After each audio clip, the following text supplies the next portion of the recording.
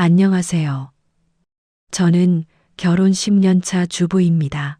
오늘은 저희가 겪은 기가 막힌 이야기를 들려드리려고 합니다.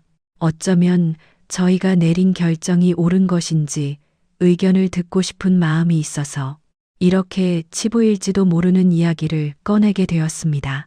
오늘 제가 여러분들 앞에 풀어놓을 이야기는 다름 아닌 시어머니와의 관계인데요. 저희 부부는 시어머니뿐 아니라 남편의 하나밖에 없는 동생인 신우와도 절연을 하고 지내고 있어요. 다른 사람이 들으면 다른 이도 아닌 부모와 자식 간의 절연이라니 어떻게 그런 일을 할 수 있냐고 할 수도 있을 것입니다. 하지만 사연 없는 집이 없듯이 저희라고 이런 결정을 내리기는 쉽지 않았습니다. 무엇보다 저보다도 남편의 의지가 강했죠. 우리가 왜 이런 결정을 내리게 되었는지 들어보실래요? 한번 들어보시고 나면 저희가 잘했다고 하실지도 모릅니다. 그러니 괜찮다는 위로를 받고 싶은 마음도 있네요. 저와 남편은 결혼한 지 10년이 좀 넘었고 초등학교와 유치원에 다니는 남매를 두고 있습니다. 결혼을 준비하고 처음 만났을 때부터 시어머니와 신우는 참 특이한 사람들이었습니다. 시어머니는 노년이 된 나이에도 엄청 화려한 외모를 뽐내는 사람이었어요. 몸에 딱 붙는 원피스에 화려한 장신구, 진한 화장에 높은 구두, 좀 과하다 싶을 정도의 요란한 차림새에 저는 속으로 놀라고 말았죠. 하지만 뒤이어 들어온 신우는 더 가관이었습니다. 그 자리가 자기 오빠가 결혼할 사람을 소개시켜주는 자리가 아니라 꼭 자신이 결혼이라도 하는 자리인 듯 있는데 멋이란 멋은 다 부리고 나온 것 같아 보이더군요. 하지만 넘치면 모자람만 못하다는 말이 있죠. 화려한 색깔에 딱 붙는 원피스의 요란한 외투, 치렁치렁한 장신구와 진한 화장은 예뻐 보인다기보다는 뭐랄까 조심스럽기는 하지만 천박해 보이기까지 했습니다. 너무 화려하기만 한 데다 두 분의 외모가 그걸 받쳐주지 못하니 어찌 보면 우스꽝스러울 정도였네요. 식사를 하면서도 그 두 사람은 자기 이야기를 하기 바빴습니다. 시어머니는 당신이 부잣집 딸로 태어나 얼마나 고이고이 자랐는지, 그러다 결혼을 해서 얼마나 고생을 하고 얼마나 힘들었는지 이야기는 끝없이 이어졌어요. 그리고 시아버지의 욕을 하는 것으로 시작했다가 끝났죠.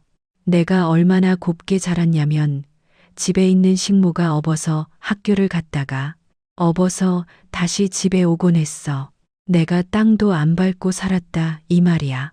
점심은 늘 따신 밥을 해서 식모가 머리에 이고 학교에 오고 아유 그렇게 고생 한번 안 해보고 살았는데 내가 저 미친놈을 만나서 이따위로 산다. 아유 내 팔자야. 고개를 숙이고 지루한 시어머니의 신세 한탄을 듣고 있던 저는 귀를 의심하며 고개를 들었습니다. 처음 만난 제 앞에서 자신의 남편이자 저의 시아버지가 될 사람을 미친놈이라고 하다니 내가 잘못 들은 것인가 의심했지만 결코 잘못 들은 것이 아니었네요. 그 이후에도 시어머니는 자신의 남편을 가리켜 미친놈, 죽일 놈, 썩을 놈이라는 단어를 서슴없이 내뱉었고 신우와 시아버지는 그런 시어머니에게 익숙한지 별 반응을 보이지 않았습니다. 남편의 얼굴을 보았지만 그저 탁자 밑으로 제 손만 잡을 뿐 그 역시 평온한 얼굴이었죠. 두 분의 분위기는 너무나 이상했습니다. 저는 시부모님 되실 분이 저에게 할 것 같은 질문을 미리 생각해보고 대답도 생각해 두었지만 다 쓸데없는 일이었어요. 시어머니와 신우는 저에게는 관심이 눈꼽만큼도 없어 보였습니다. 중간에 시아버지 되실 분이 잠깐 저에게 말을 걸었지만 시어머니나 신우가 곧바로 말을 가로채 갔죠. 그래, 직장 생활하고 있다면서요? 무슨 일이에요? 마케팅 관련 일을 하고 있습니다. 회사 홍보 쪽이에요. 재밌는 일 하시네. 시아버지가 더 말을 하려고 하는데 신우가 바로 나서더니 말을 가로채더군요. 아, 그거 그냥 노는 거 아니에요? 별로 하는 것도 없어 보이던데. 그냥 놀고 홍보 자료나 좀 쓰면 될 것 같던데.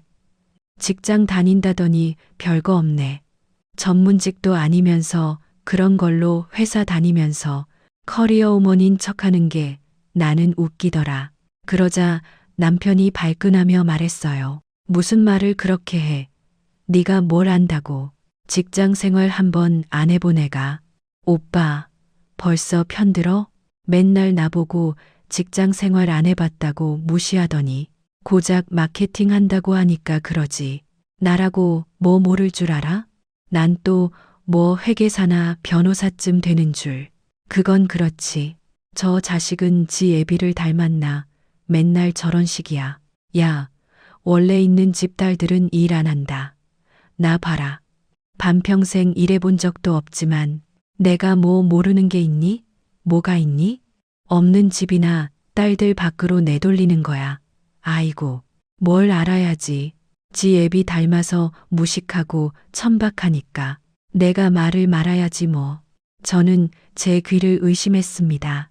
그 이후로도 신우와 시어머니의 막말과 철딱서니 없는 행동은 계속되었어요.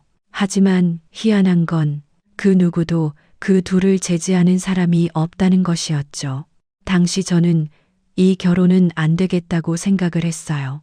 시어머니가 그 지경인데 누가 결혼을 결심할 수 있었을까요? 제 이야기를 들은 부모님도 절대 안 된다고 반대하셨습니다. 하지만 제가 그 생각을 돌리고 결혼을 하게 된 것은 시아버지의 덕이었네요. 제가 남편에게 결별을 통보한 뒤 연락도 받지 않고 만나주지 않던 즈음 회사 앞으로 뜻밖의 사람이 찾아왔습니다.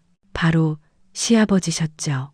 갑작스러운 방문에 놀라기도 하고 한편 불쾌하기도 했지만 그래도 어른이시라 마주보고 식사를 하게 되었는데요. 시아버지는 정중한 사과부터 먼저 하시더군요. 내가 미리 약속도 하지 않고 찾아와서 정말 미안해요. 이게 실례인 줄 알지만 내 잘못 때문에 아들이 고통스러워하는 걸 그냥 보고만 있을 수만 없어서 그랬으니 너그러이 이해해줬으면 해요. 아내와 딸을 그렇게 둔 건 내 잘못이지 내 아들 잘못은 아닌데 괜히 내가 잘못 가르친 죄를 내 아들이 받는 것 같아서 마음이 많이 아팠어요. 나 역시 아가씨가 너무 마음에 들고 꼭 내 며느리가 되었으면 하는 마음도 있어서 이렇게 한번 만나고 싶기도 했습니다. 그날 제대로 얘기하지도 못했고 그날 많이 불편했죠? 시아버지는 아주 점잖고 훌륭하신 분이셨습니다. 그리고 그날 저녁을 먹으며 진솔한 대화를 나누었네요. 시아버지는 저의 생각을 물으시고 본인의 생각도 솔직히 들려주셨어요.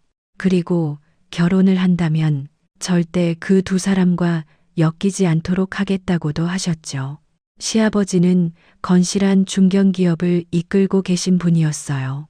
남편도 아버지의 뒤를 이어 그 회사에서 같이 일하고 있었고요. 아버님은 제가 처음 남편을 만나 반했던 그 젠틀함과 신중함, 그리고 자상함도 모두 갖추신 분이었습니다. 남편은 시어머니 말대로 시아버지를 고스란히 닮아 있었죠. 그러면서도 우리가 결혼하면 지낼 집이나 그 외 구체적 계획도 빈틈없이 세우고 계셨습니다. 그리고 힘들겠지만 꼭 내 며느리가 되어 주었으면 좋겠다고 말씀하셨죠.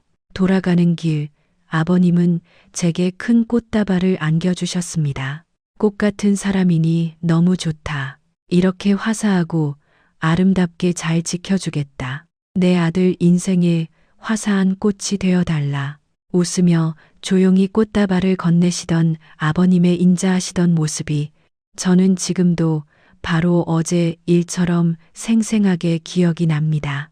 아마 그날 꽃다발을 안고 오면서 결혼을 해야겠다고 결심을 했던 것 같아요. 그 길로 남편에게 전화를 걸어서 집으로 오라고 했어요. 허겁지겁 달려온 남편에게 저는 마구 잔소리를 퍼부었습니다. 자기 어린애야? 그 나이 먹도록 철도 안 들었어? 얼마나 징징댔으면 아버지가 다 찾아오도록 만들어. 내가 속 터져서, 아니, 나랑 진짜 헤어지기가 싫었으면 바보처럼 죽상을 하지 말고 네가 직접 물매 불며 바짓가랑이를 붙잡든지 싹싹 빌든지 해야 될 거 아니야. 그것도 못하면서 죽상만 하고 있으니 아버지가 찾아오셨잖아. 진짜 나랑 결혼하고 싶긴 해? 물론이지. 나 너 없으면 안 되는 거 알잖아. 난 너 아니면 그냥 결혼 안 할 거야. 제발, 제발 나 좀 받아줘. 그럼 우리 집에 언제 올 거야? 우리 엄마 소고기 좋아하니까 그거 사와. 아빠는 양주보다 와인 좋아하셔. 그걸로 챙기고. 알았어? 알겠어. 고마워. 정말 고마워. 그날 남편은 눈물까지 보이며 저를 부둥켜 안았습니다. 부모님은 제 선택을 걱정하시기도 했지만 시아버지의 이야기를 듣고 남편을 만나본 후 허락해 주셨죠. 상견례 자리에서도 시어머니와 신우는 가관도 아니었습니다. 그날도 요란하고 화려하게 차려입고 들어와서는 또 시어머니의 왕년 이야기가 나왔고 신우의 철딱선이 없는 발언들이 이어졌네요. 미리 부모님께 말씀을 드리고 마음의 준비를 하시라고 화내시지 마시라고 신신당부를 했지만 그 둘의 막말에는 각오한 저조차 혈압이 오를 정도였습니다. 하지만 평소 강단 있었던 저희 어머니는 그냥 당하고 계실 분이 아니었지요. 제가 시집와서 얼마나 고생했는지 아세요? 그지 같은 남편을 만나서는 내 아들도 지 애비를 똑 닮았는데 걱정이네요. 저는 진짜 부잣집 딸로 태어나서 고생이라고는 하나도 모르고 살았어요. 저 인간만 안 만났어도 훨씬 당당하게 잘 살았을 겁니다. 아유, 내가 한스러워서. 사모님, 죄송하지만 개인적인 이야기는 나중에 따로 하시죠. 아이들도 다 듣고 있고 저희까지 있는데 그런 얘긴 좀 그렇네요. 이러다가 제가 사모님하고 남편분을 안 좋게 생각하기라도 할까봐 걱정이에요. 오늘은 애들 덕담이나 해주세요. 저희는 아드님 같은 사위를 얻어서 너무 감사해요. 그래도 자식 잘 키우셨으니 잘 사신 거예요. 잘 키우긴 뭘 잘 키워요. 지애비만 닮아서는. 늙은 엄마는 펑만 하면 잡아먹을 것처럼 화만 내고 그러게 말이에요. 애들이 크면 다 자기 자식인 줄 안다니까요. 저희도 애들 잔소리에 눈치 보며 살잖아요. 늙으면 자식 눈치까지 봐야 되나 봐요. 이렇게 말하며 엄마가 호호 웃자 시어머니는 더 이상 할 말이 없었는지 입을 다물고는 못마땅한 표정으로 우리를 째려보았습니다. 그때 주제도 모르고 신우가 나섰어요. 그런데 새언니는 결혼하고도 직장을 다니겠다면서요? 아니 왜요? 오빠도 돈 잘 버는데 결혼하고도 직장 다니면 없어 보이잖아요. 나 같으면 당장 관두고 집에서 살림만 할 텐데 너무 없이 살아서 그런가? 순간 엄마의 얼굴이 굳어졌죠. 그러는 아가씨는 직장을 한 번도 안 다녀봤다면서요? 하긴 그러면 밖에서 일하는 게 돈만 위해서는 아니라는 걸 모르겠네요. 어쩌나 그건 해봐야 아는 건데 설명을 해도 못 알아듣겠네요. 저는 차례로 굳어지는 시어머니와 신우의 얼굴을 보며 속이 시원했습니다. 그리고 더 이상 있다가는 상황이 파국으로 치달을지도 모른다고 생각한 남편이 서둘러 자리를 파했어요. 저는 집으로 돌아와 엄마에게 진짜 이 결혼해야겠냐는 한 소리를 들어야만 했죠. 너 생각 잘해. 너 생각 잘해. 아무리 너네 시아버지랑 남편이 바람막이가 되어준다고 해도 그 사람들은 자기 혈육이야. 결국에는 자기 혈육으로 돌아서게 돼 있다고. 너 그땐 어쩔래? 그럼 너만 상처받는데 그때 가서 후회하면 늦잖아. 엄마는 정말 다시 생각해봤으면 좋겠다. 그 둘 보통 또라이가 아니야. 진짜 너무 걱정된다. 하지만 제 결심은 확고했습니다. 왜인지 모르겠지만 남편보다도 우리 아버님에 대한 확고한 믿음이 있었어요.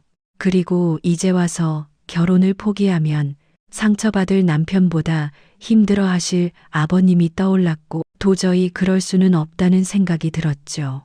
알아, 엄마. 나도 그래서 처음에는 망설였는데 걱정 마세요. 나 열심히 보란 듯이 잘 살게. 걱정 안 시킬게. 그리고 정말 혹시나 잘못되어도 절대 후회 안 할 거야. 죄송해요, 엄마.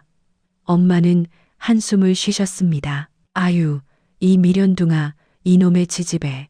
불구덩이로 기어들어가는 게 뻔한데 내가 그냥 보고만 있어야 되니 못 살아. 이런 부모님의 걱정을 뒤로하고 저는 결국 결혼을 했습니다. 그때는 몰랐지만 나중에 듣고 보니 상견례가 끝나고 나서 시어머니와 신우는 이 결혼 못 시킨다며 집에 돌아가 광분을 했다고 합니다. 싸가지가 없고 못 배운 티가 줄줄 흐른다며 절대 안 된다고 난리를 쳤대요. 하지만 다행히 남편이 나서서 이 결혼 엎어지면 연 끊을 테니 알아서 생각하라고 으름장을 놓자 수그러들었다고 하더군요. 거기에 시아버지가 둘 기분을 풀어주려고 백화점에서 쇼핑을 시켜주고 고급 호텔로 여행을 보내주었다고도 하네요. 그렇게 결혼을 하고 우리는 남편 집에서 근처에서 신혼생활을 시작했습니다. 아버님은 좋은 아파트를 얻어주셨고 결혼식에도 투자를 아끼시지 않았어요. 나중에 알았지만 저희 부모님을 따로 만나 정중한 사과를 하고 선물도 마련해 건넸다고 합니다. 그런 아버님의 태도와 남편의 성실함에 저희 부모님도 서서히 마음을 여셨죠. 그래, 며느리 사랑은 시아버지라고. 그래도 너네 시아버지랑 남편이 제대로니까 그거 믿고 열심히 살아. 시어머니가 문제인 집이 어디 한둘이니. 그래도 시아버지는 인성이 바르신 분이니 그나마 안심이 되는구나. 저희 결혼 생활은 순조로웠습니다. 남편은 성실하고 다정한 사람이었고 시아버님의 사랑도 변함없었네요.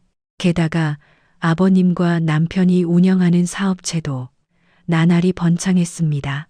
저희에게는 곧 예쁜 아이들도 생겨 딸 하나, 아들 하나를 낳게 되었지요.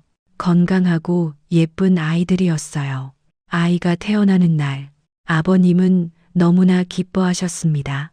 첫 딸이 태어났을 때는 병실로 찾아와 제 손을 잡으며 고생했다고 눈물을 훔치실 정도였죠. 그 모습을 보고 친정엄마가 누가 보면 그 사람이 내 친정아버지인 줄 알겠다며 저렇게나 좋은 사람이 그런 마누라를 데리고 어떻게 사냐고 혀를 차기도 하셨네요. 그도 그럴 것이 시어머니라는 인간은 제가 아이를 낳은 날도 요란한 옷차림에 지독한 향수 냄새를 풍기며 병실에 나타났거든요. 그리고는 고생했다며 제 손을 꼭 잡아주는 시아버지 뒤에서 못마땅한 표정을 지으며 서 있다가 아이는 제대로 쳐다보지도 않고 한마디 던질 뿐이었습니다. 아주 눈물겹네, 눈물겨워. 누가 보면 저게 당신 친딸인 줄 알겠어. 애 낳은 게 뭐 별거라고. 아들도 아니면서. 예, 첫째는 아들을 낳아야 돼. 나 봐, 떡하니 첫째 아들 낳잖아. 여자는 무조건 결혼하면 아들부터 낳아야지. 내가 아들 낳고 얼마나 칭찬 들었는지 아니? 살아계시던 우리 친정아빠가 너는 못하는 게 없다고 기뻐서 나에게 말이지. 그렇게 이어진 자기 자랑은 끝이 날 줄 몰랐죠. 듣다 못한 남편이 자기 어머니를 강제로 끌고 나가다시피 해서야 그 자기 자랑과 허세 가득한 말들에서 벗어날 수 있었습니다. 그런데도 자기 할머니 되어서 우울하다며 시아버지에게 히스테리를 부려 또 쇼핑을 하고 여행을 갔다고 하더군요. 아무리 시간이 지나도 시어머니와 신우는 변하지 않았네요. 아니, 오히려 더 정도가 심해질 정도였죠. 시간이 흘러 신우도 결혼을 했습니다.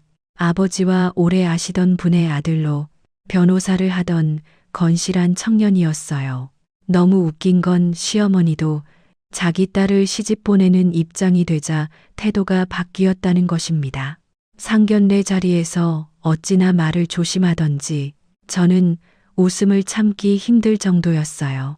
신우의 결혼 생활은 순탄치 않았습니다. 그쪽 집안은 대대로 법조계 사람들로 매사 정확하고 확실한 사람들이었는데요. 그분들은 아버지와 남편의 인품을 믿고 선을 주선해 결혼을 했는데 막상 결혼을 하고 나서 알게 된 신우의 실체에 경악을 했거든요. 직장 생활을 한 번도 하지 않고 집에서 빈둥대면서 늘 쇼핑을 하거나 놀러 다니며 생활하는 것이 다였던 신우는 결혼해서도 그 버릇을 버리지 못했습니다. 저한테는 결혼하면 살림을 해야 한다고 입이 닳도록 말하더니 살림은커녕 기본적인 요리나 청소는 아예 하지 못했던 것입니다. 가장 문제가 되었던 것은 씀씀이였습니다. 결혼 전 시아버지와 남편이 신신당부를 하고 부족하면 따로 용돈을 줄 테니 씀씀이를 줄이라고 했지만 그것도 소용없었죠. 신우는 남편이 준 카드는 물론 자신의 오빠와 아빠에게서도 용돈을 받아서는 마구 써 제꼈어요. 그리고 그런 행동을 지적하는 자신의 남편에게 온갖 히스테리와 막말을 내뱉었던 것이죠. 하루가 멀다 하고 부부싸움을 하고 일주일에 며칠씩 친정에 와서 울고불고 하소연을 해대던 신우는 결혼한 지 단 6개월 만에 이혼을 당했습니다. 제가 이혼을 당했다고 표현한 이유는 그야말로 일방적으로 쫓겨나듯 이혼을 당했기 때문입니다. 신우의 만행을 참을 수 없었던 신우의 남편이 변호사답게 차곡차곡 증거를 모아 소송을 제기해버렸던 것이죠. 빼도 박도 못하는 증거 앞에 저희는 할 말을 잃었습니다. 청소를 한 번도 하지 않아 더러운 집안, 썩어가는 개수대, 화를 낼 때마다 남편에게 손찌검을 했던 증거와 산처럼 쌓인 카드 명세서, 위자료는커녕 정신적 손해배상까지 해줘야 했죠. 그렇게 몸만 쫓겨나온 신우는 그래도 정신을 못 차리고 친정에 눌러앉아 시어머니와 둘이 온갖 꼴값을 떨어댔습니다. 시어머니라는 인간은 딸을 혼낼 생각은커녕 우울한 딸의 기분을 풀어줘야 한다며 불쌍하다며 싸고 돌았죠.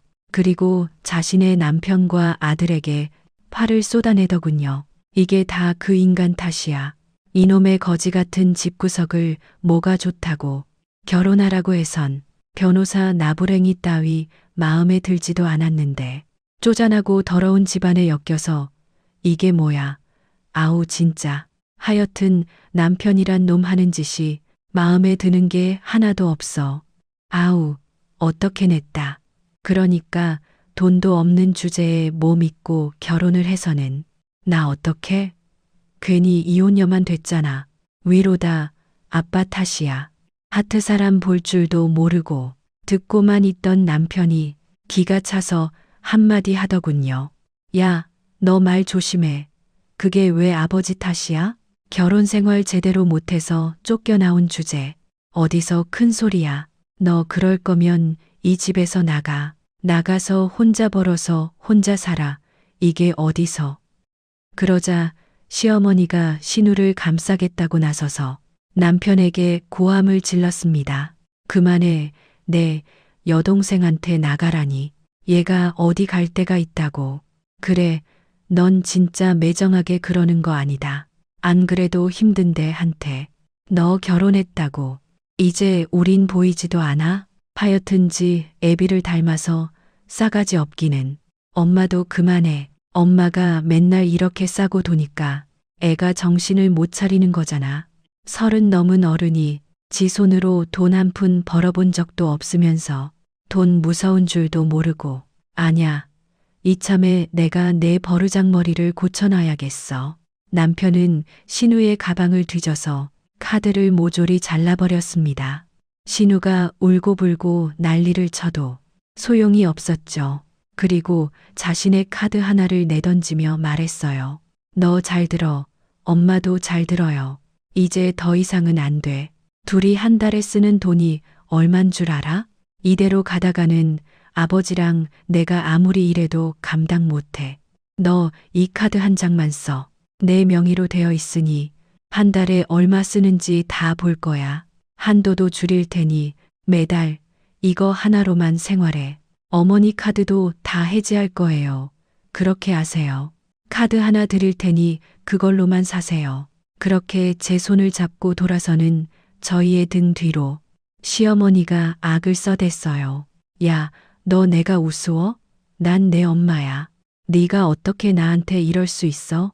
널 키워준 사람한테 나보고 가난해 죽으란 말이야?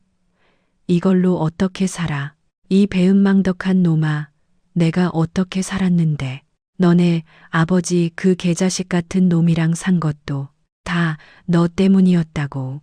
야, 이 개자식아, 저 새끼야. 거짓말 좀 그만하세요. 나 때문이라고요? 키워주셨다고요? 엄마가 언제 한 번이라도 나 학교 다닐 때 신경 쓴 적 있어요?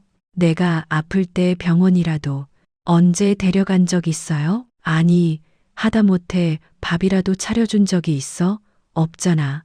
늘 이모님이 챙겨주고 늘 기사님이 데려다 줬어. 나 때문에 참았다고? 돈 때문이잖아. 아버지가 그렇게 이혼하자고 했는데 싫다고 버틴 사람 엄마잖아. 그래 놓고 왜 이래? 남편은 분노로 가득 차 발을 떨었습니다.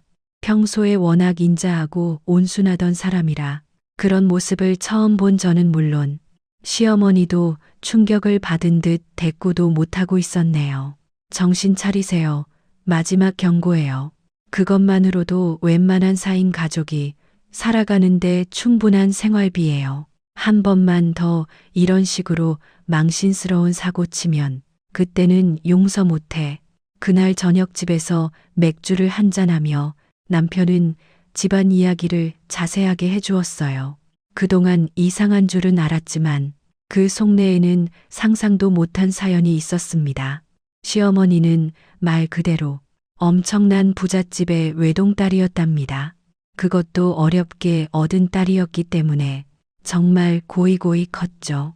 좋게 말해서 곱게 큰 것이고 나쁘게 말하면 응석바디로 자라 버릇없게 큰 것이었어요. 거기에 성질도 불같아서 한번 화가 나면 집에서 일하는 아주머니는 물론 나이가 많은 사람에게도 손찌검을 하고 막말을 할 정도로 제멋대로였다는군요. 처음 시아버지는 시어머니의 과외 선생님이었답니다. 성적이 좋지 않아 대학을 다 떨어지고 결국 명문대생 과외를 구했는데 시어머니가 너무 성질을 부려대는 통에 한 달을 넘기기 어려웠다죠. 하지만 시아버지는 그런 어머니의 성격에도 묵묵히 과외를 이어가 그 다음 해 시어머니를 그나마 명문은 아니지만 수도권 대학에 합격을 시킨 것입니다. 그리고 그동안 저희 시아버지를 유심히 지켜보시던 시어머니의 아버지가 아버지를 마음에 두고 있다가 둘을 결혼시킨 거였어요. 시아버지도 사업을 시작할 때 시어머니 친정의 돈을 바탕으로 시작했다고 합니다. 하지만 결혼 생활은 당연히 평탄하지 않았겠죠. 시어머니는 시아버지를 하인이나 종처럼 대했고 주변 사람들에게도 폐악질을 멈추지 않았다더군요. 견디다 못한 시아버지가 위자료를 넉넉하게 줄 테니 이혼을 하자고 했지만 그걸 거부한 건 시어머니였습니다. 그 즈음에는 시어머니 친정 사업도 어려워져 예전 같지 않았던 것이죠. 오히려 시아버지의 회사가 그 친정 사업을 도울 정도였다고 해요. 그러던 와중 시아버지에게도 딱 한 번의 스캔들이 있었다고 합니다. 회사 일로 알게 된 다른 사업가분과 사랑에 빠지셨다는군요. 남편도 자세히 알지는 못하지만 그렇게 깊은 관계는 아니었다고 합니다. 당시 시아버지는 시어머니와 이혼을 하려 하신 상태였고 그분과는 가끔 만나 식사를 하거나 차를 마시며 이야기를 나누곤 했다고 하죠. 하지만 이 사실을 알게 된 시어머니는 그분의 회사로 쳐들어가 다른 사람들이 보는 앞에서 머리채를 잡고 패대기를 쳤고 절대로 이혼을 해주지 않았다고 합니다. 지금도 그렇지만 예전에는 불륜녀에게 엄청난 사회적 비난이 쏟아지던 때였을 거예요. 사회적으로 거의 매장되다시피 한 그분은 결국 외국으로 떠나버렸고 시아버지는 결국 이혼을 하지 못했습니다. 그리고 평생 동안 바람을 핀 남자, 불륜을 저지른 남자라는 딱지가 붙어 시어머니에게 괴롭힘을 당하며 살아오셨던 것입니다. 물론 양쪽의 말을 다 들어봐야 하는 것이지만 사연을 듣고 나니 마음이 복잡해지더군요. 하지만 그렇게나 증오하고 미워한다면 깨끗하게 헤어지는 것이 스스로를 위해서도 좋은 것이 아닐까요? 그렇게 미워하고 원망하는 마음만 내뱉으면서도 그 사람이 벌어다 준 돈으로 사치를 즐기는 것이 과연 맞는 것일까요? 거기다 그 와중에 자기 자식에게 큰 상처를 주면서 말입니다. 남편이 받은 상처는 커 보였습니다. 어머니는 늘 분노와 울분을 주변 사람들에게 퍼부었고 한창 사랑과 관심을 받으며 커야 할 시기에 남편은 늘 외롭고 힘들게 혼자서 자라왔던 것이죠. 그렇게 남편이 호되게 여동생을 야단치고 온 며칠 뒤 그 둘은 벼랑간 기분 전환을 하러 간다며 유럽 여행을 떠나버렸습니다. 아마 시아버지를 닥달해 돈을 뜯어낸 것 같았네요. 그렇게 시간은 흘렀습니다. 남편도 회사 일로 바빴고 저도 아이들 돌보고 살림하랴 바빴죠. 시어머니와 신우는 남편에게 카드를 빼앗기고 눈치를 보는지 한동안은 잠잠했습니다. 물론 뒤로는 시아버지에게서 돈을 뜯어내어 맘껏 쓰고 다니겠지만요. 저는 남편이 중간에서 막아주어 딱히 그 사람들을 찾아가거나 전화도 하지 않고 행사가 있을 때만 얼굴을 보았어요. 큰 집에 덩그러니 있을 시아버지를 생각하면 마음이 안 좋았지만 어쩔 수 없었네요. 그러던 어느 날 회사에 있던 남편에게 다급한 연락이 왔습니다. 아버님이 갑자기 쓰러졌다는 연락이었어요. 급히 아이들을 친정에 맡기고 병원으로 달려가니 정신이 반쯤 나가 있는 남편이 멍하니 앉아 있었네요. 여보, 갑자기 왜 그러신데? 심장이나 내장도 문제가 없으셨는데 갑자기 무슨 일이야? 여보, 어떻게 아버지 암이래. 그것도 말기를. 계속 피곤하고 힘들어 하셨는데 나는 그냥 나이가 드셔서 체력이 떨어진 줄로만 알고서 내가 잘 돌봐드렸어야 하는데 남편은 절망에 빠진 얼굴로 흐느꼈습니다. 그야말로 하늘이 무너지는 이야기였어요. 평소 그렇게나 건강하시던 아버지가 암이라니 의사 말로는 이미 말기인데다 여기저기 전이가 심해 손쓰기는 늦었다고 하더군요. 항암 치료를 할 수는 있지만 그러기에도 연세가 있으셔서 잘 버텨주시기 어려울 것이라고도 했죠. 저희 부부는 복도에 앉아 서로를 껴안고 한참을 울었습니다. 도저히 믿을 수 없었어요. 저희의 기둥 같던 사람이 갑자기 하루아침에 이렇게 되다니 왜 진작 잘 돌봐드리지 못했나 스스로가 원망스러운 순간이었습니다. 하지만 아버님은 의연한 표정이셨어요. 저희가 퉁퉁 부은 눈으로 병실에 들어서자 아버님은 침대에서 손을 뻗어 제 손을 잡으며 이렇게 말씀하셨네요. 아가, 울지 마라. 눈이 빨갛다. 어차피 언젠가는 갈 텐데 니들 이렇게 마음 안 아파해도 된다. 다 갈 때가 돼서 가는 거야. 아버님, 죄송해요. 제가 더 자주 살폈어야 했는데 이제부터 치료 잘 받으시면 되니까 다른 걱정은 마시고 마음 단단히 잘 먹으셔야 돼요. 약해지시면 안 돼요. 제가 눈물을 흘리며 아버님의 손을 잡고 말했지만 아버님은 고개를 저으셨습니다. 아니야, 암 환자들이 어떻게 되는지 나도 잘 안다. 예전에 우리 아버지도 왜 할아버지도 다 암으로 돌아가셨어. 항암한다고 더 고생만 하셨던 거 내가 다 봤다. 나는 편하게 잘 정리하고 니들이랑 우리 손주들과 좋은 시간 보내다 가고 싶다. 그럴 수 있게 해줘. 저희 부부는 아버님의 손을 붙잡고 펑펑 울었습니다. 하지만 아버님은 이제 여한이 없다고 하셨죠. 오히려 우리가 이렇게 행복하게 잘 살고 평생을 걸쳐 일군 사업도 아들이 잘 운영하고 있으니 안 그래도 쉬고 싶었다는 말로 우리를 위로하셨네요. 연락을 받고 달려온 시모와 신우는 눈물을 흘리고 있는 우리를 쳐다보며 병상 옆 의자에 턱하니 앉아 멀뚱히 우리만 바라보고 있더군요. 그리고는 정말 해서는 안 되는 말만 해댔습니다. 그래, 그렇게 해. 나도 우리 아빠 돌아가실 때 항암 그거 하느라 고생하는 거 봤어. 어차피 갈 거 고생하는 거보다 편하게 가는 게 낫지. 괜히 일찍 죽지도 않고 돈만 엄청 쓰고 결국 빚만 남기고 가셨잖아. 잘 생각했어. 눈물만 흘리고 있던 남편이 고개를 들어 자신의 어머니를 쳐다보았습니다.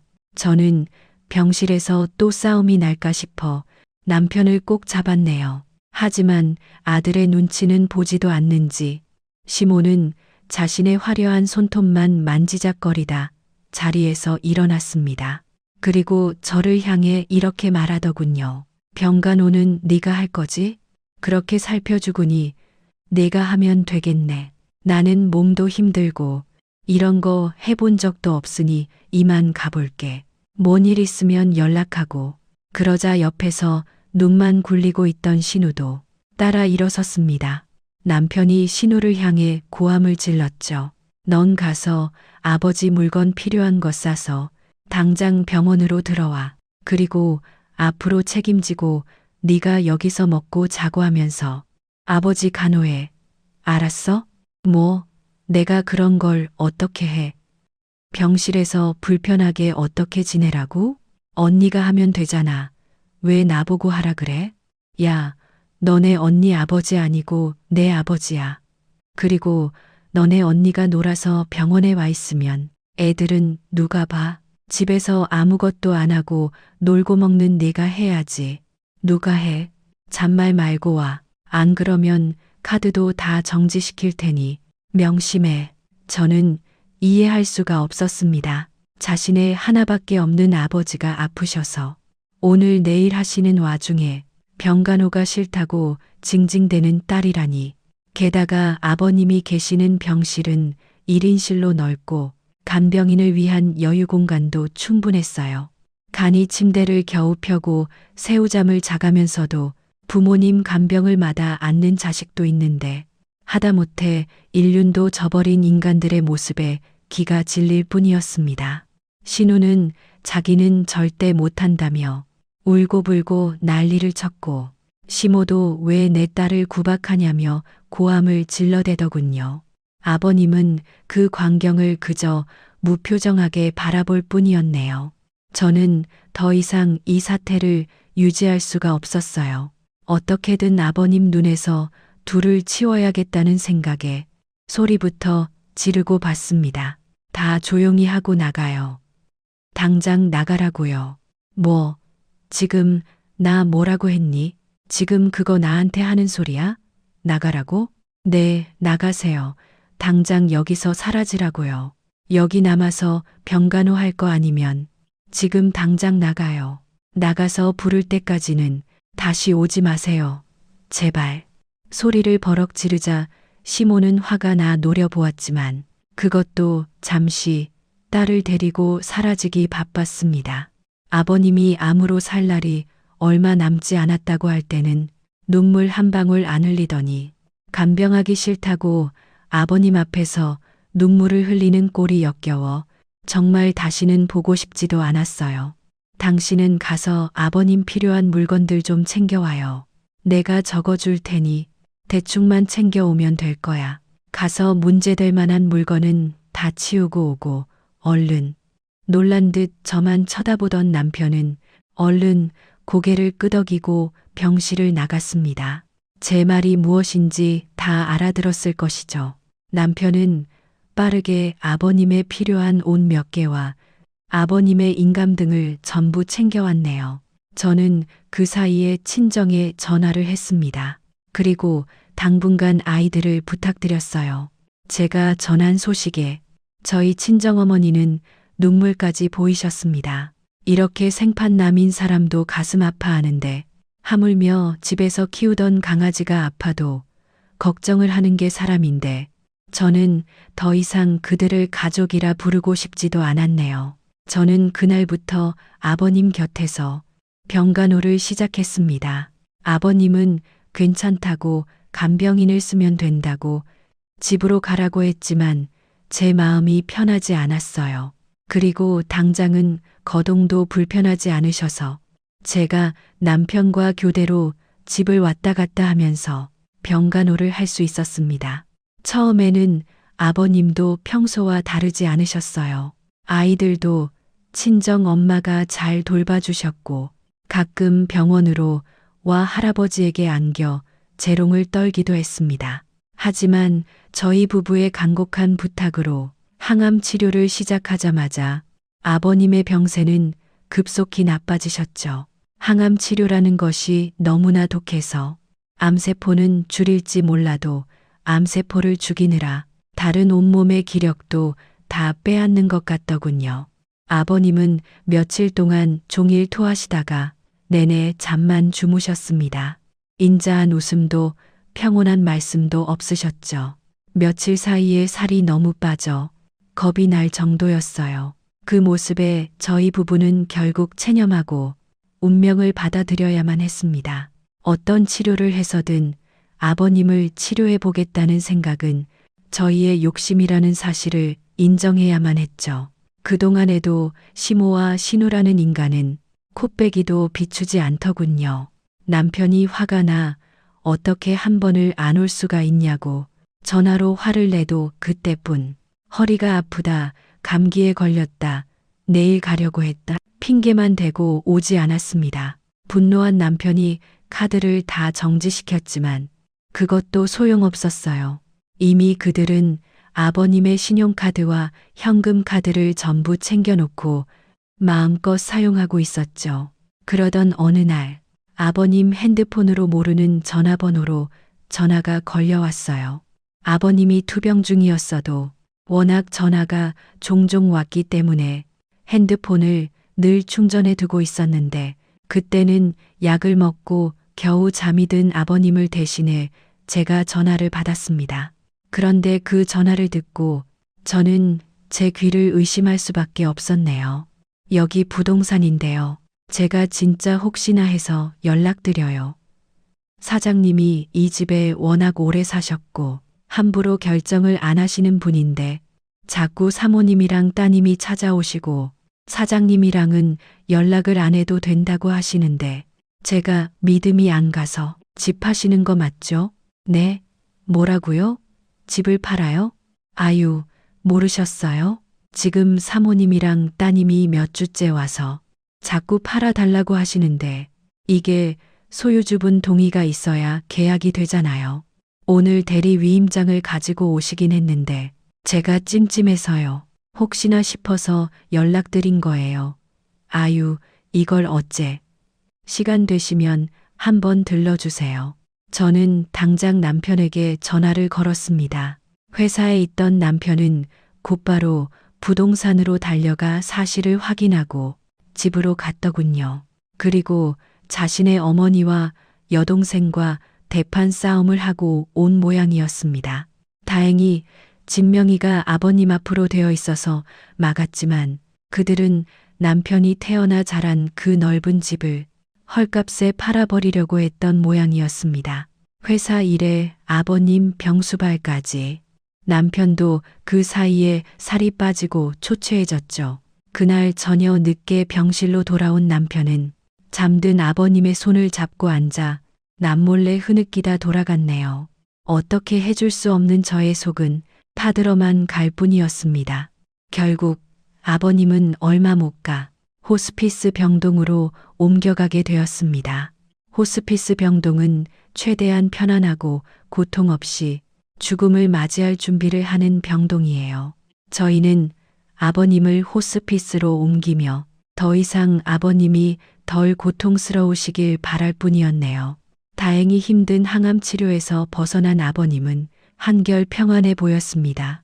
저는 조용히 아버님 곁에서 그 마지막을 지킬 뿐이었어요.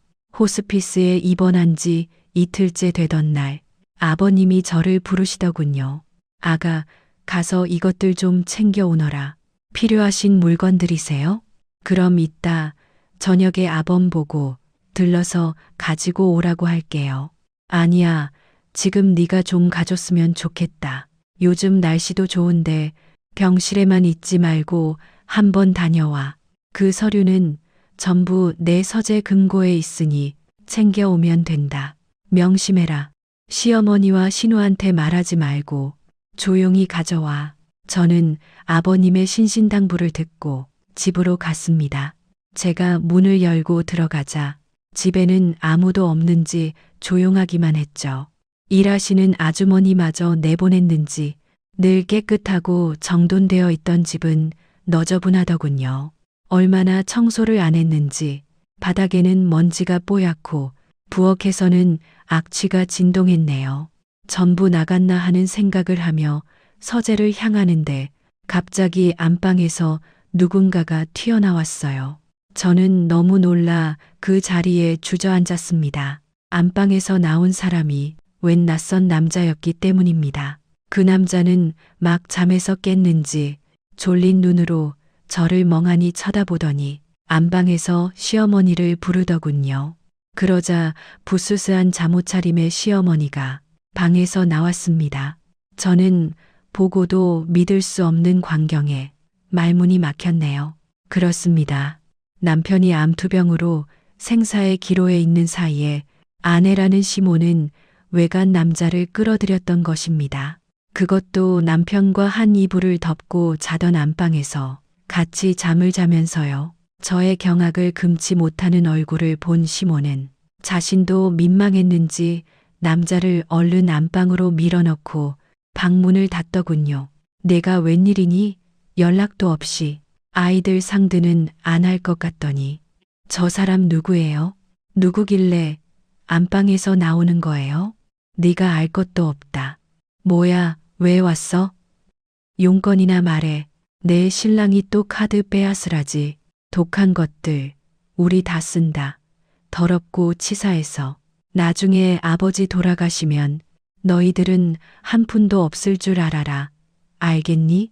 저는 머리를 강하게 한 대 맞은 것 같이 정신을 차릴 수 없었어요. 과연 저 인간이 사람인 것일까? 제가 지금 본 것이 무엇일까 하는 생각만 들었습니다. 그 사실을 알고 있는 건 저뿐만이 아니었어요. 신우도 집에 있더군요. 자기 방에서 하품을 하면서 나왔습니다. 무슨 일이야? 어라. 새언니가 여기 웬일이야? 뭐 또 챙겨가려고? 아주 효심 깊은 며느리라서 좋겠네요. 그러면 뭐 아빠가 유산 더 챙겨준대요? 참 대단해. 그거 받으려고 저렇게까지. 역시 없는 집에서 자라서 그런지 돈에 대한 집착이 강해. 그 노인 병수발까지 다 들고. 아, 나는 없으면 없이 살지. 그 짓은 못한다니까. 그러게 말이다. 하여튼 돈에 대한 집착은. 하지만 너도 알다시피 이 집 재산의 절반은 아내에게 가는 거 알지? 자식에게도 공평하게 나눠지니까 니들에게 돌아갈 건 거의 없을 거야. 그거 알았으면 이 집 기웃거리는 짓은 그만하고 너네 시아버지 숨 넘어가면 그때나 연락해. 저는 겨우 자리에서 일어나 후들거리는 다리로 서재로 향했습니다. 그 와중에도 아버님과의 약속은 지켜야겠기에 아버님이 가족사진이 보고 싶다고 해서 챙기러 가는 것이라 둘러댔네요. 그렇게 들어간 아버님 서재는 엉망진창이었습니다. 숨겨놓은 재산이라도 찾으려는 것인지 두 모녀가 마구 뒤진 듯 책들은 바닥에 나뒹굴고 있었고 가지런하던 서류들도 함부로 흩어져 있더군요. 그 모습들이 눈에 들어오니 눈물이 절로 나왔습니다. 저는 눈물을 훔치며 아버님의 서재를 말끔히 정리하고 금고를 열어 말씀하신 서류들만 챙겨 집을 빠져나왔네요. 서재를 나오니 그 남자와 시어머니는 거실에 앉아 커피를 마시고 있더군요. 신우는 그 사이에서 하하호호 꼴값을 떨며 알랑방구를 끼고 있고요. 딱 봐도 제비처럼 보이는 그 남자는 시어머니보다 20살 가까이 어려 보였습니다. 양옆에 시어머니와 신우의 시중을 받으며 거실 소파에 떡하니 앉아 의시대고 있는 꼴이 도저히 봐줄 수가 없었죠. 무엇보다 그런 시어머니와 내연남 사이에서 즐겁게 웃고 떠드는 신우가 더 어이없었어요. 제가 서류를 가지고 가자 아버님은 갑자기 활기를 찾으신 것 같았습니다. 무엇인가 할 일을 찾으신 듯 누군가와 통화를 하고 오랫동안 회사 일을 봐주시던 변호사와도 만나셨습니다. 그것이 상속에 관한 문제였다는 것은 아버님이 모든 일을 처리한 뒤 알게 됐네요. 제가 그때 가져간 서류들은 아버님의 모든 재산과 관련된 서류들이었죠. 아버님은 그렇게 재산을 전부 저희 부부와 저희 아이들에게 넘기고 상속세도 완벽하게 다 정리한 다음 할 일을 마치셨다는 듯 편안하게 눈을 감으셨습니다. 아버님이 세상을 떠나시는 순간에는 저희 부부와 아이들 그리고 저희 친정 부모님이 그 곁을 지켰어요. 그들은 임종이 임박했다는 연락을 받고서도 늦장을 부리다가 아버님이 눈을 감으시고 난 뒤에나 도착했죠. 슬픔에 가득 차 오열하느라 정신을 차리지 못하는 남편 뒤에 서서 먼 친척의 운명을 구경하는 것처럼 그렇게 팔짱을 끼고서 있을 뿐이었네요. 다른 사람에 대해서는 말을 아끼는 저희 친정 아버지조차 금수 같은 인간들이라 상종하면 안 되겠다고 하셨을 정도였습니다. 장례식장에도 그들의 꼴은 가관이었습니다.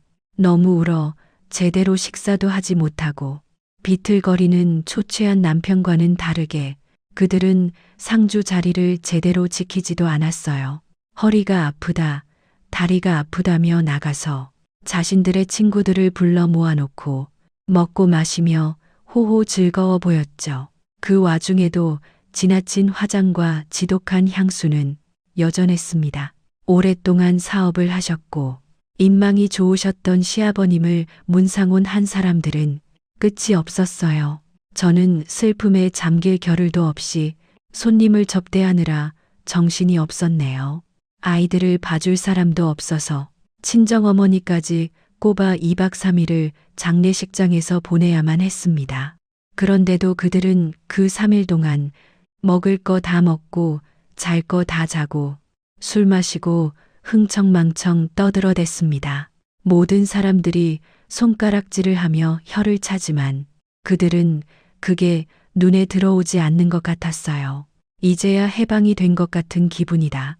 내가 처인간이랑 살면서 얼마나 속이 문드러졌는지 알지?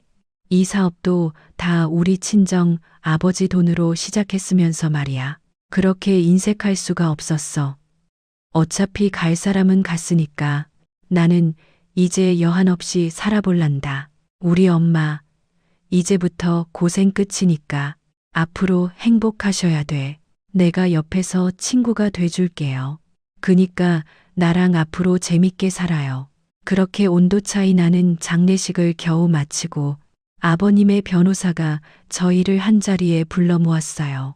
어머니와 신우는 초롱초롱한 눈으로 변호사를 목이 빠져라 쳐다보고 있더군요. 두 분은 아시는지 모르겠지만 이미 사장님 생전에 재산 정리는 말끔히 끝났습니다. 두 분 앞으로는 지금 사신 집을 남기셨어요. 두 분이 지낼 곳은 있어야 하지 않겠냐고. 그리고 두 분 생활비조로 연금을 지급하는 계좌를 만들어 두셨습니다. 아마 두 분이 생활하시기엔 충분하실 겁니다. 그 둘은 그 이야기를 듣더니 멀뚱멀뚱 이해가 안 되는 얼굴로 변호사를 쳐다보더군요. 아니, 그게 무슨 말이야? 집이랑 생활비라니. 그 사람 앞으로 재산이 얼마나 있는데 꼴랑 생활비를 준다고. 아니, 이게 무슨 소리야? 사장님 재산은 사업체와 약간의 현금, 그리고 집이 전부이신데 아시다시피 회사는 사장님 투병 중에 이사회 의결을 거쳐서 아드님이 물려받으셨고 그 외에는 회사 투자금이라 개인이 손댈 수 없습니다. 그 외 재산은 이미 처분해서 두 분이 그동안 쓰신 카드 대금으로 다 지불되었으니 딱히 두 분 앞으로 갈 것은 없어요. 하지만 연금이 넉넉하니 생활에 부족함은 없으실 겁니다. 그 말에 시어머니가 발악하는 고함을 지르며 자리에서 벌떡 일어났습니다. 그리고 저를 무섭게 노려보더니 제 멱살을 잡고 철썩 뺨을 쳤죠. 이 여우 같은 년, 너 무슨 수를 쓴 거야? 너, 이 년이 더러운 년이 재산을 다 빼돌리고 너 진짜 내 손에 죽어볼 거야. 저는 힘없이 뺨을 맞고 자리에 쓰러졌습니다. 그때 남편이 자리에서 일어나 고함을 쳤어요. 시모와 신우의 고함과 패악질로 소란스럽던 사무실에는 일순간 정적이 감돌았죠. 제발 그만 좀 해. 두 분이 오시기 전에 아버지와 나 그리고 변호사님이 전부 정리했어. 그나마 그 집에서 내쫓지 않는 것을 고맙게 여겨요. 이제 그 정도면 됐어. 그러니 다시는 우리 보지 맙시다. 당신들끼리 잘 살아. 너 이 나쁜 새끼. 내가 가만히 있을 줄 알아? 소송할 거 다 소송해서 너희들이 뺏어간 우리 것 다 찾아올 거야. 이렇게 빼돌리면 될 줄 알았지? 이년 놈들이 한통 속이었어. 나쁜 것들. 네 하세요. 얼마든지 하세요. 우리는 뭐 바본 줄 알아요? 하려면 소송 얼마든지 해. 근데 당신들 소송할 비용은 있고 하는 말이야? 네가 인간이야? 네가 사람이냐? 친엄마를 버리고 나 몰라라는 게 인간이야? 이 나쁜 새끼. 이 천벌 받을 새끼. 신우란 인간도 옆에서 아까워 거리더군요. 그래, 오빠가 사람이야?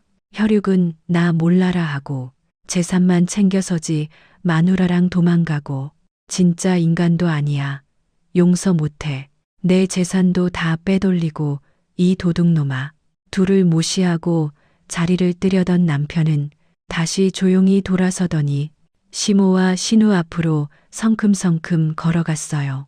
그리고는 짝 하고 신우의 뺨을 올려 붙였습니다. 인간? 인륜? 그러는 당신들이 인간이야?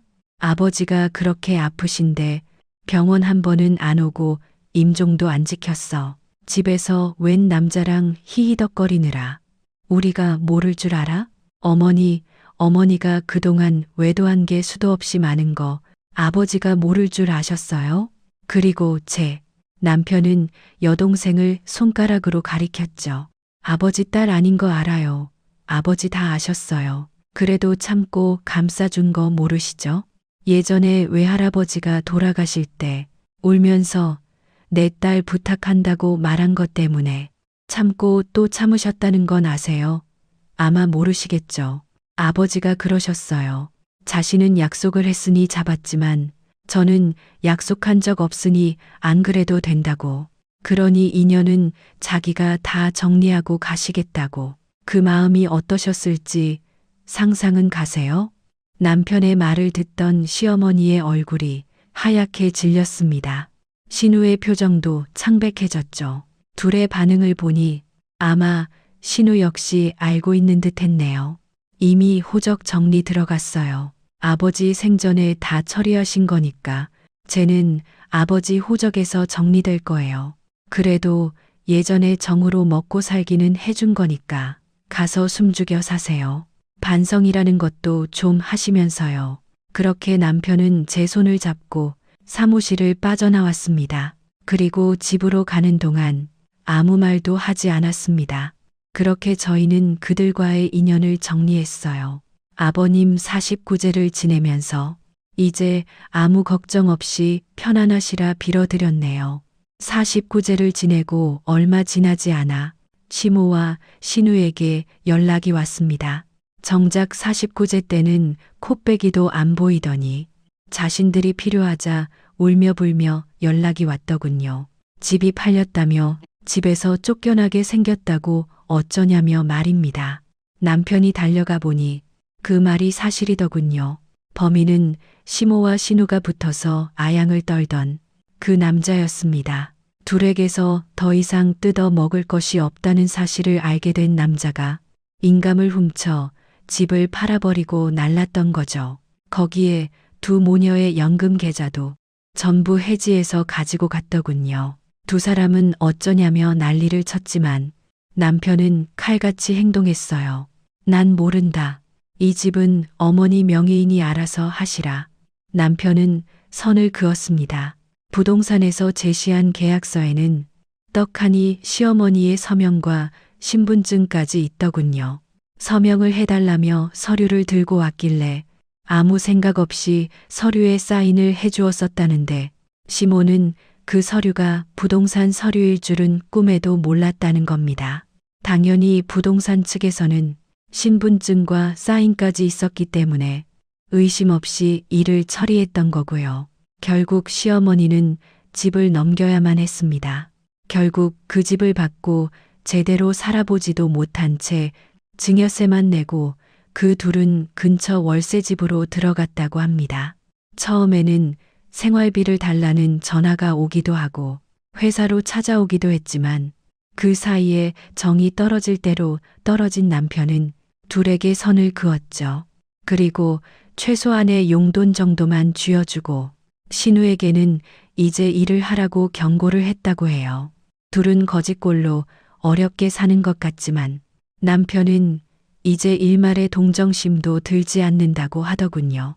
아버님이 아플 때 찾아오지도 않고 남자를 끌어들인 것도 모자라 자신의 유년 시절 추억이 있던 집을 아무렇지도 않게 넘겨버린 것이 도저히 용서가 되지 않는다고 했죠. 그렇게 그들과의 인연은 정리가 되었습니다. 다행스럽게도 이제는 떨어질 콩고물도 없다고 판단했는지 연락이 오고 있지 않습니다. 이제 그들도 남편이 무서운 줄 알았겠죠. 가끔 평온한 얼굴로 눈을 감으시던 아버님이 생각납니다. 당신이 하시는 일을 다 마친 얼굴로 후련하게 가셨던 그 얼굴은 아마 저희들은 더 이상 그 모녀에게 휘둘리지 말고 살아가란 뜻이셨겠죠. 앞으로의 일이 어떻게 될지는 사실 모르지만 그래도 저희는 그저 하루하루 최선을 다하며 살고 있습니다. 아이들도 건강하게 잘 자라고 있고 남편도 사업을 잘 이뤄나가고 있어요. 아마 저희의 이런 모습을 아버님이 보고 계신다면 분명 잘했다 하시겠죠. 아주 나중에 아버님을 뵙게 되면 꼭 여쭤보고 싶습니다. 그럼 오늘도 함께 읽어주셔서 감사합니다.